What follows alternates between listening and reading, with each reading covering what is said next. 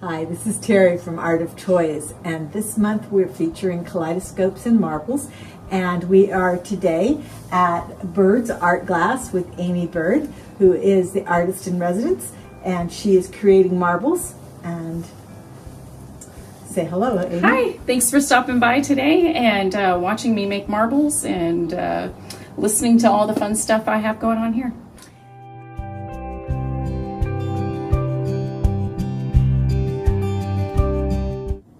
Hi there, we're gonna make some marbles today, and just to kind of explain the process for anybody who hasn't seen marbles made on a torch before, all the flames from the torch is what we use to melt the glass, and most marbles will start out on a larger stock rod that we add different forms of color to. So the color comes in rod form and in what we call frit, and frit is just basically crushed glass in different colors. So we'll use that today to make the marble. Once we melt it in the flame and get the color added, we'll start to shape it using a marble mold. And this marble mold is made out of graphite, so it's tolerant of the heat, and we'll just roll it on the edge to round it out. So the torch I use is fueled by oxygen and propane. Propane starts the fire, the oxygen fuels the fire. Is the flame tip that you're using, is that something that's a special for marbles, or is that generic? It's for glass. You can use borosilicate glass or softer glass, like the Italian style glass, but it's made specifically for glass. And then one of the things I'm going to do is, after I get a nice gather of clear going, is I'm going to flatten it right here on this graphite pad. Just want to get a nice smooth shape, and then I'm going to lower my hand over here on this pad and flatten it down, and that'll give me a surface to decorate. So will that be like the inside of the marble then? Exactly. And you can see I picked up a little bit of color there, so that's no problem. It's just going to blend in with the others. And I'm just going to heat the surface of the glass enough so that I can get some color to stick inside of it. And then I'll dip it back in the color and pick up some of the colored pieces. And sometimes the color you can buy pre-mixed, or you can mix your own. I like to mix my own, and that way I can write down recipes or keep it completely random so that no two are exactly alike. So now that I have color on there, I'm going to melt it in a little bit and then get some of the clear to come around it. So when you're doing a pattern, is there a system to the way you get that pattern to work out? Yeah, so sometimes you can put glass only in the very center and layer the colors. You can also take smaller pieces of glass stringer and draw on it, like you would use a pencil to draw. And then as long as you get the glass hot enough to make it entirely stick and melt it in slowly, it kind of keeps that resemblance of the colors in that order. And then once I have the design inside, I usually back my marbles with a color and add a design on the back of it. So what I'll do before I back it is I'll just round it out a little bit.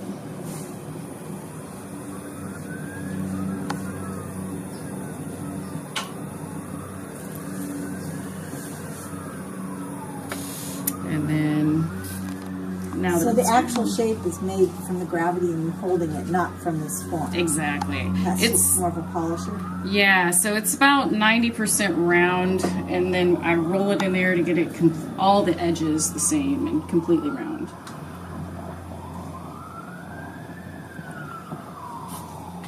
And what does it mean when it's a striking color? A striking color is a color that will kind of develop the color in the kiln, and outside you won't see it as much in the flame. It kind of gets translucent, but then the color will appear afterwards, as long as it's heated properly. And so what I have to do is get all of the glass hot or it won't stick to each other. So now that I've got the color about the size that I want for the back, I just have to get the marble hot.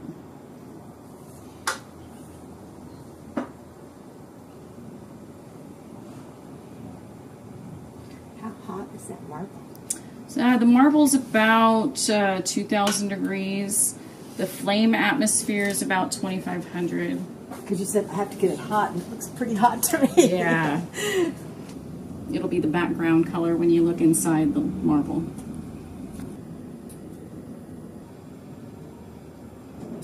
Oh.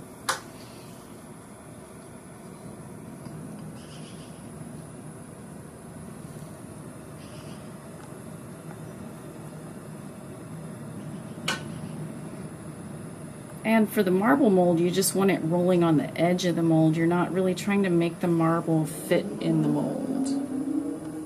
The edge of the mold is really what helps you round it out. Clean up this rod so that we can use it without any contaminants.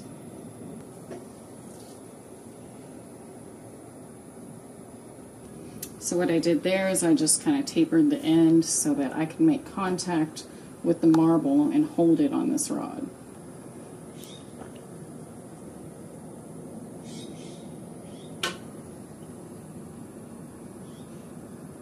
And I'm going to melt off the larger rod. Make sure it's perfectly round and there's not a single divot or flat spot that's slightly off. I'll try not to move as fast in some of the other areas.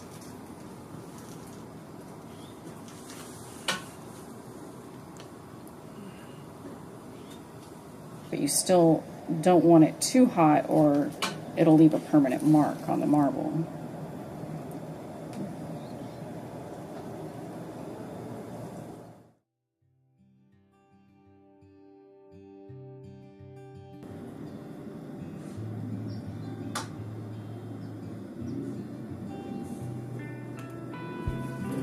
Will be the finishing. And so you can see some of it's still glowing red hot, but it's starting to cool down nicely. And you can see the striking color is starting to show a little bit of color as it cools down. It's no longer transparent on the back. And so I'm just going to bump this off again until I can not leave much of a mark to polish. And then it'll slowly cool down in temperature before we can handle it. And anneal, is that sealing it? Annealing is so that all the molecules in the glass settle together and cool at the same time. That way there's no cracking.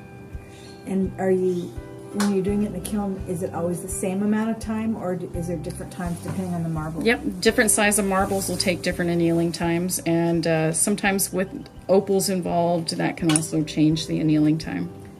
So I want to thank Amy for her time and letting us come to her wonderful studio and seeing her art in the process.